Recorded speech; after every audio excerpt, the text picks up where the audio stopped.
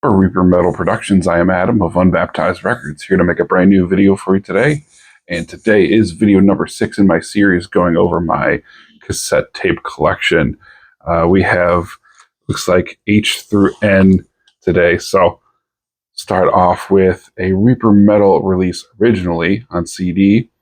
This is Hellraiser. This particular tape was released by, looks like Motor Punk Records. Never heard of them.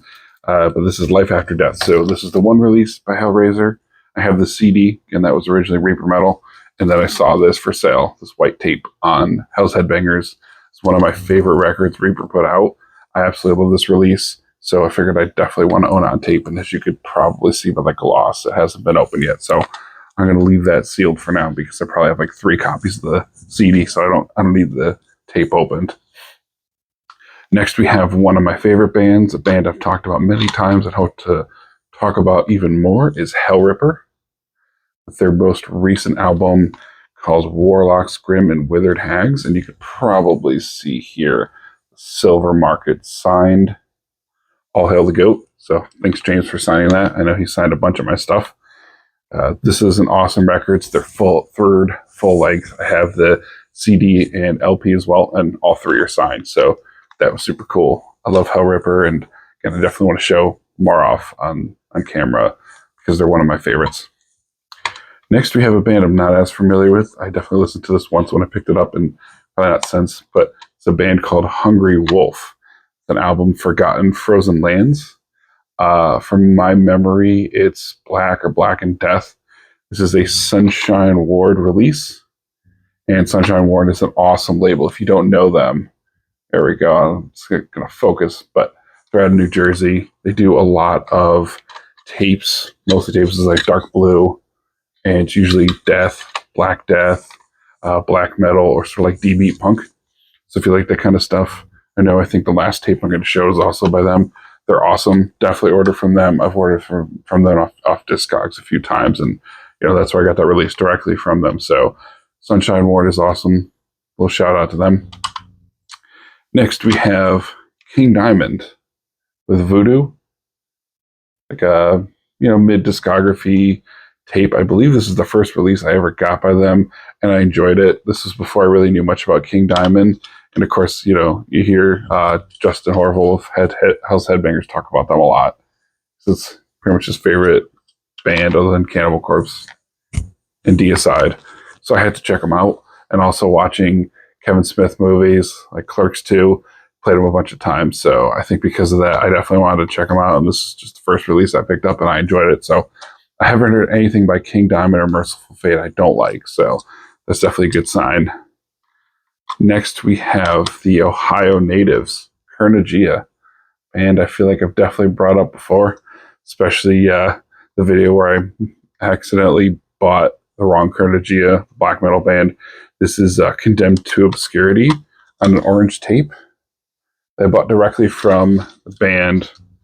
I'm not sure if it's signed, but it was kind of cool. So I learned about them because of Hell's Headbangers, of course, specifically Hellcast. And it was J-Dog who showed off in a video. I don't know if you remember this, for all you Hell's alum and people used to watching this channel back when Reaper did Hellcast. This was showed off in an episode. This is Laoren Forsaken. And when this was shown off in an episode, I immediately picked it up from Hell's Headbangers. I liked it so much, I reached out to Brian Bergeron over Instagram and told him about that. Told him, J-Dog showed it off in a video. He's like, oh, that's cool. I didn't know that. And I said, hey, if I were to buy some music from you off your Bandcamp, would you sign it for me? He said, sure. I didn't think he would get the whole band to sign it, but I picked up another copy. You could see probably here, band signed it. So definitely people you're familiar with: Chris Dora, Brian Bergeron, Paul Gorfield. People you've definitely heard of if you're familiar with the channel. I'm not sure who Larry or Dylan are, but I know Brian, Chris, and Paul have heard the names before, seen the interview with Paul Gorfield.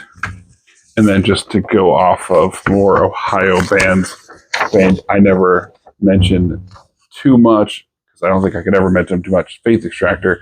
Reaper was cool enough to give Ash Thomas my address, and Ash signed that for me. So this is, the proverbial Lambs album art signed. So I thought that was really cool. So that was just out of the blue that came in the mail. So, Ohio bands are just becoming more and more known to me, learning more and more about them, of course, because of channels like this one and, of course, Justin's channel. So that's how I heard about those bands, and I have some signed merch, which is cool. This one is also related to this channel. This is a Reaper Metal release, Lady Beast. Should all be familiar with them. This is the Vulture's Amulet, and this is on a yellow tape. I believe Reaper also did the CDs and LPs for this. I'm almost positive. Definitely the CDs as well. This is fairly limited. I think maybe only 100. But I think their newest album's actually coming out, and I know they have some represses and stuff too. So definitely go check out Lady Beast. And I know that Deb was on the channel at one point as well, so should be an interview or conversation on there. I know I've mentioned that before too. I think I actually showed off the EP Omens on CD. I may have also shown that CD as well, but definitely check them out if you haven't. And J-Dog also did an interview with Deb as well. So next we have a tape I think I did reference in a previous video, Megadeth, Rest in Peace. This was the album I tape traded for with Mark of Electrocutioner for, speaking of Faith Extractor, one of my Devil's Faith Extractor tapes. So not much needs to be said about this. Nothing much I can say that you don't already know. Okay, next is one of my favorite bands that I have mentioned just once. I do not think that they get enough attention, and that is Misery Index. This is their album Rituals of Power. I only own this on tape for some reason. It's not even opened. I've listened to the CD, just listened to the audio of this digitally, I believe, a bunch of times. It's got like a nice blue, clear blue tape color. I definitely need the CD of this, and honestly, I need all their albums on CD. I only own a couple of them in a split that they did. The fact that I only own this on tape is kind of weird. Obviously, again, being that it's sealed, I clearly haven't listened to it, so at some point I definitely need to get the CD, but Misery Index is one of my favorites. I love them, and I love Dying Fetus, and I definitely enjoy both of them pretty equally for slightly different reasons, which is why I'm glad that they're both bands that continued on. So I know I mentioned before, it's kind of like when Megadeth, Dave Mustaine split from Metallica, and then you have both bands. So at least in the 80s, you had two good bands, and not so much anymore, but, that's okay. Next three are a band I know is a fan favorite on this channel. For some reason, people love to hate on Municipal Waste. This is the album Fatal Feast, Waste in Space, on an orange tape. Here you can see I paid almost $11 for it on at Red Squirrel Records, which is awesome local record store that if you're in the area, check them out. Orange tape. Again, not sure why people hate on them. It's party thrash. It's not serious thrash. I can like the satanic heavy stuff and the party stuff. I like them both. Municipal Waste is one of my favorite bands, so if you don't like them, that's fine. Or for me. And another one of their albums, Slime and Punishment. This one wasn't as well received when it first came out, but going back, songs like Breathe Grease, I love that song. I love the music video for it. It's one of my favorites. It's definitely goes on repeat whenever I can. So I've grown to like it, and I have the CD and LP of it as well, which if you've seen the older videos, you would know. You saw me go through their entire discography that I own on LP as well. So. And then we have an EP here, which I wasn't the biggest fan of, but I thought it was pretty decent. And this I do have the CD and LP of as well. Blast Rager, 4 songs, kind of silly. Songs like Wave of Death kind of reminds me of like the Toxic Waltz, gives me that kind of vibe. It's still good. It's still Municipal Waste. I enjoyed it, but if you're not going to be a fan of the band, you're definitely not going to like the EP. I would just stick with, especially the first 2 albums. That's really when they were more on the punk side of the thrash, or even kind of the hardcore, especially their first album. So I wouldn't sleep on that. Even if you're not a big fan of party thrash, definitely check out their first album. You might be pleasantly surprised.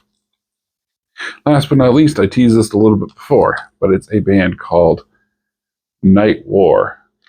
And the album Perversity of War Science. And this is, again, a Sunshine Ward record tape. And I will be completely honest with you, I don't think I've listened to this yet. This is brand new. I think I got this as a bonus for maybe ordering a bunch of music from them. I can kind of tell by the bullets on here that it's probably some sort of D beat or punky thrash, hardcore, I'm sure I'd enjoy it. Oh, it even says right here, okay. The D beat bombs are dropping like rain. See?